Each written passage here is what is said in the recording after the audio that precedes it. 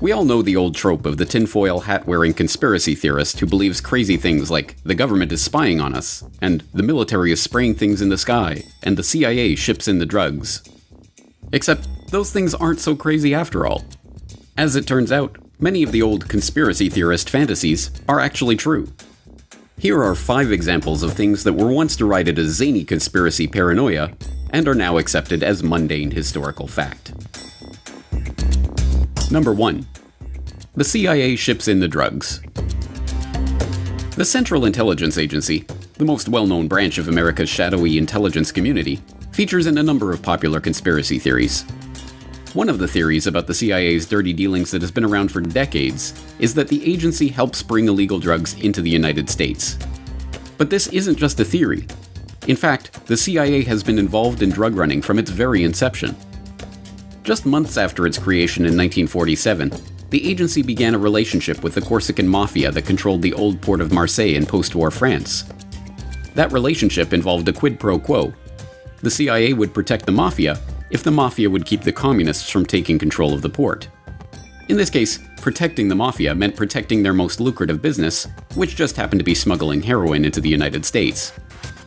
This French connection thrived for decades, with the majority of the heroin in the US in the post-war period coming via France under the watchful eye of the CIA.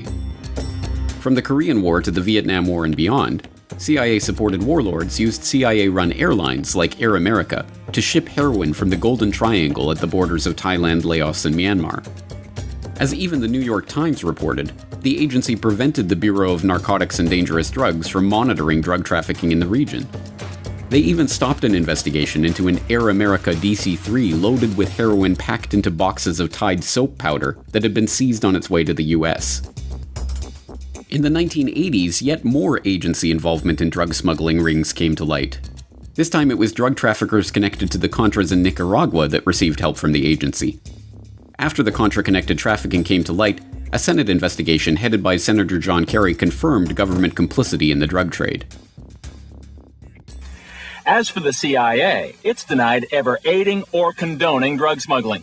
Reports were reaching the highest councils of our government, in the White House and in the Justice Department. There is no question of that. I can document that. The White House and Justice Department disputed Kerry's report at the time, but he still believes some government officials turned a blind eye towards drug dealing in the mid-1980s, after the time at the heart of Gary Webb's stories. In the 1990s, award-winning journalist Gary Webb traced the Contra's CIA-protected backers to cocaine shipments into the US, and, ultimately, to the crack epidemic of the 1980s. Stories of CIA drug running continue to be covered up almost as quickly as they are exposed. From the CIA Beach 200 that was apprehended in Nicaragua with 1,100 kilos of cocaine, to the crash of a Grumman Gulfstream II that had been used for CIA rendition flights that was carrying 3.3 tons of Colombian cocaine. Then there's the CIA's relationship with Afghan drug warlord Ahmed Wali Karzai in Afghanistan, and the admission that the Sinaloa cartel was aided by US agencies, and the recent confession that famed Colombian drug king Pablo Escobar worked for the CIA. At this point, the fact that the Central Intelligence Agency has facilitated drug running into the United States is one of the worst-kept secrets in history. I will tell you, Director Deutsch, as a former Los Angeles police narcotics detective, that the agency has dealt drugs throughout this country for a long time.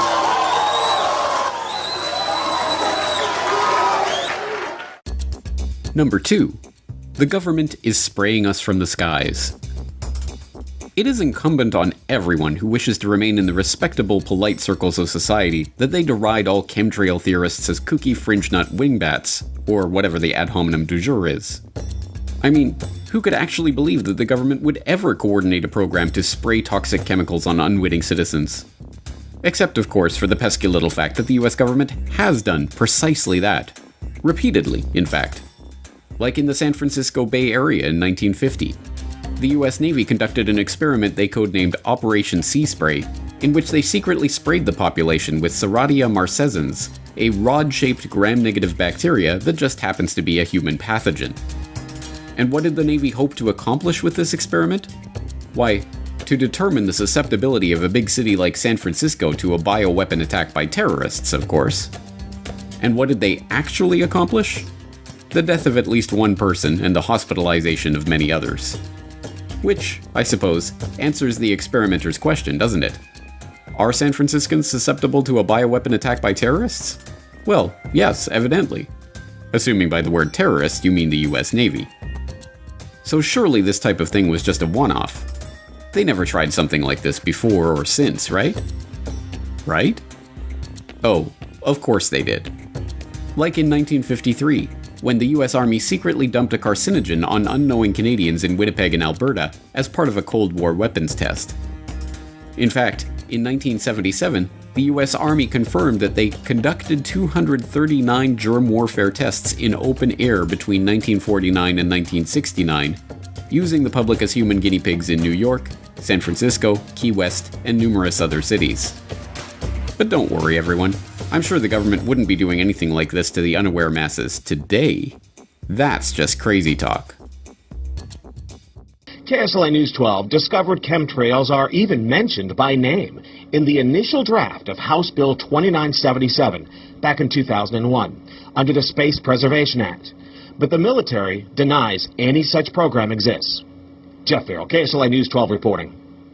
And, it turns out until 9 years ago, the government had the right under U.S. law to conduct secret testing on the American public under specific conditions. Only a public outcry repealed part of that law, with some exceptions. Number 3. Governments stage terror attacks. Over the last decade, internet conspiracy analysts have brought the term false flag to the public consciousness. In naval warfare, a false flag refers to an attack where a vessel flies a flag other than their true battle flag before engaging their enemy. It is a trick, designed to deceive the enemy about the true nature and origin of an attack, and it has been used over and over by government after government for hundreds of years in order to motivate their people for war.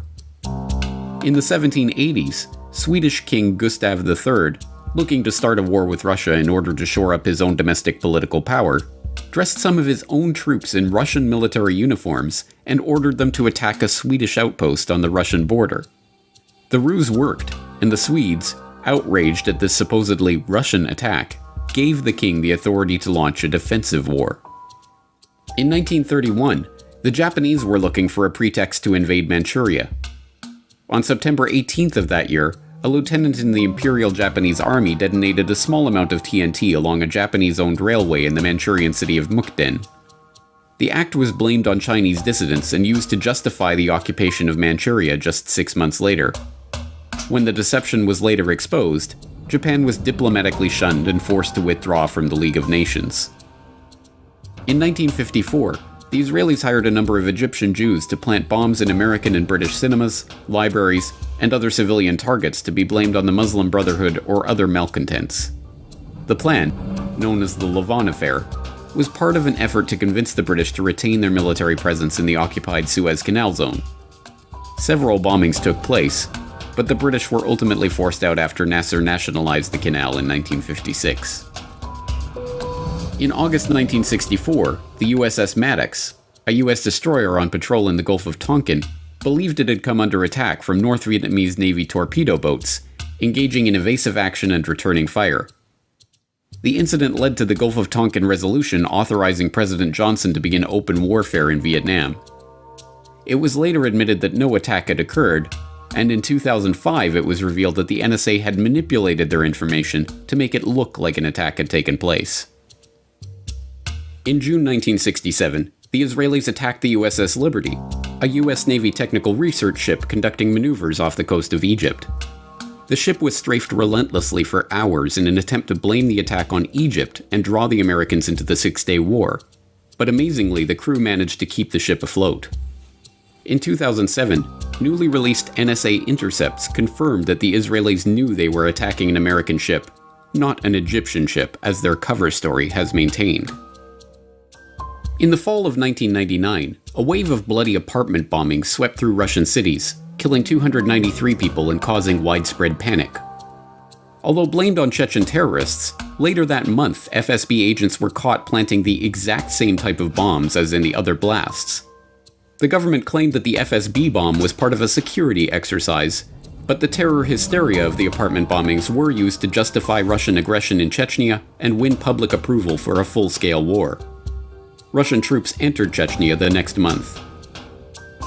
In 2001, attacks in New York and Washington were blamed on al-Qaeda as a pretext for invading Afghanistan. In the months leading up to the event, American negotiators had warned Afghanistan's Taliban that they were interested in securing right-of-way for proposed pipeline projects, and the US would achieve this with either a carpet of gold or a carpet of bombs.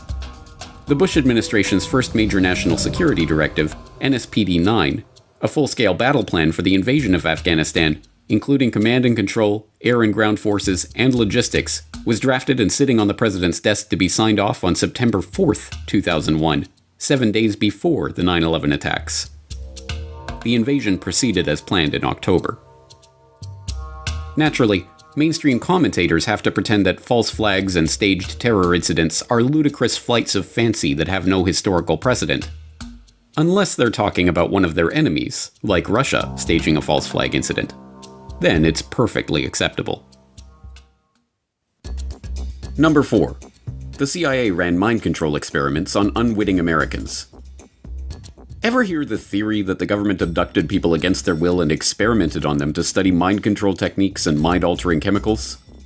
Well, it isn't a theory, it's a documented fact.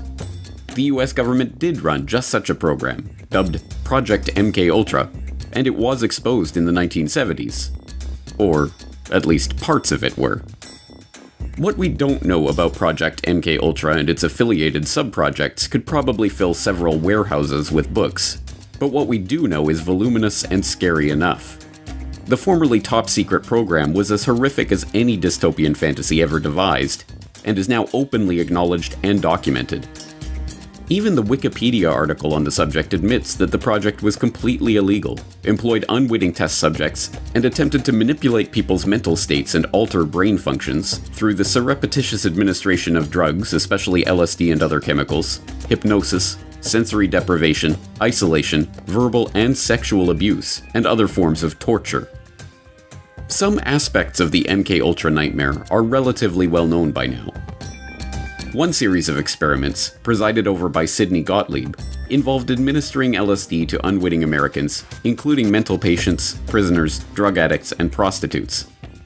This included Operation Midnight Climax, in which unsuspecting men were drugged and lured to CIA safe houses by prostitutes on the CIA payroll. Their sexual activity was monitored behind one-way mirrors and used to study the effect of sexual blackmail and the use of mind-altering substances in field operations. Another experiment, dubbed MKUltra Subproject 68, was overseen by the esteemed psychiatrist Dr. Ewan Cameron. This subproject involved Dr. Cameron using LSD, paralytic drugs, electroshock therapy, and drug-induced comas to attempt to wipe patients' memories and reprogram their psyche. When brought to light, the program was identified as an attempt to refine methods of medical torture for the purpose of extracting information from unwilling sources, and condemned. Lawsuits regarding the blatantly illegal experimentation conducted by Cameron continue to this day. Yet despite CIA assurances that the program was scrapped in 1973, would the CIA ever lie to us? Documentary evidence continues to emerge that the program was far more extensive and horrific than the public was ever told. But simply pointing to the documented horrors that took place during the officially acknowledged period of the officially acknowledged program's officially acknowledged existence is enough to make even the most stubborn conspiracy deniers squirm in their seats. MKUltra would mostly be remembered for its drug experiments. I'm going to give you this cup that contains lysergic acid 100 microgram. Will you drink it? That's acid.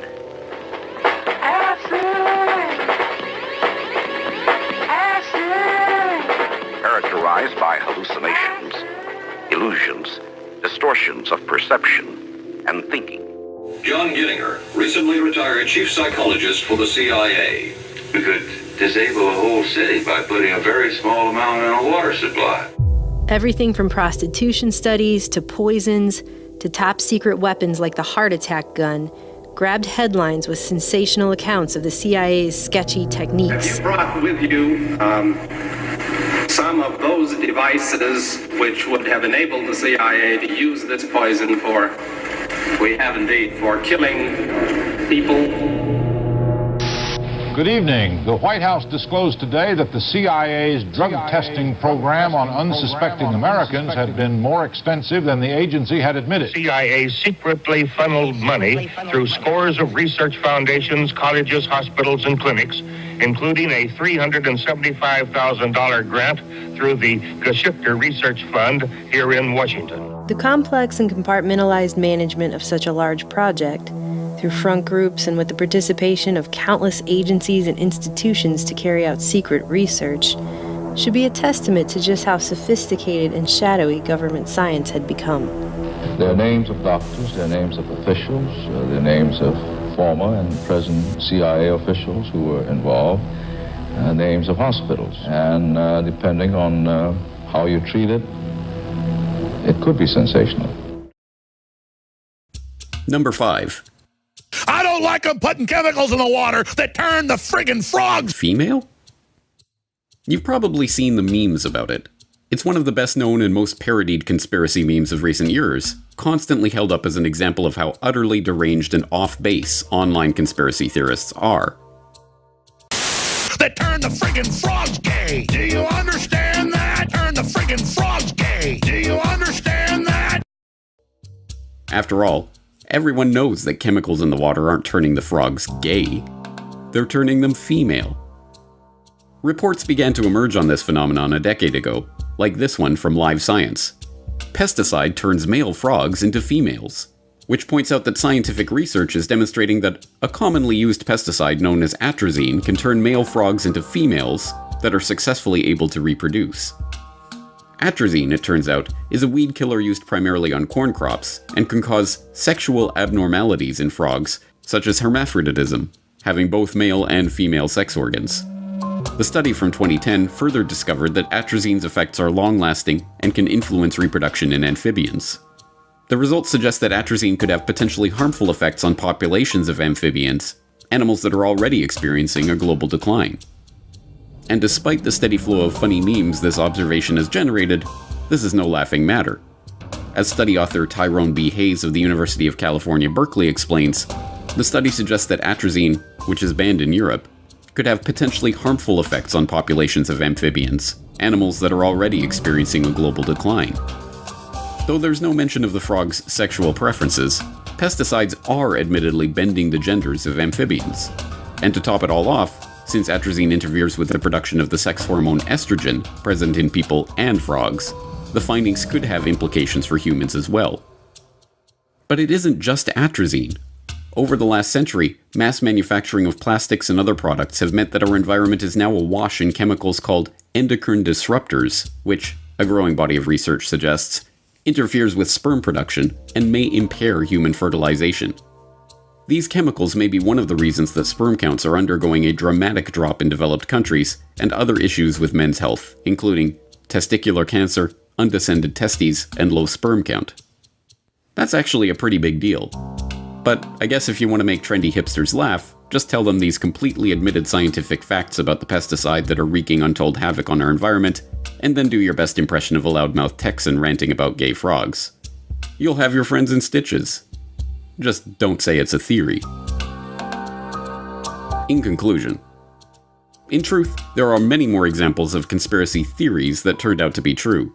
From the US government knowingly injecting poor black sharecroppers with syphilis, to the CIA heart attack gun, to the anonymous letter that the FBI wrote to Martin Luther King urging him to kill himself.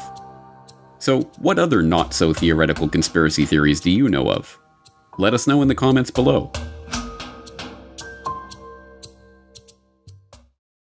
There has never been a conspiracy in this country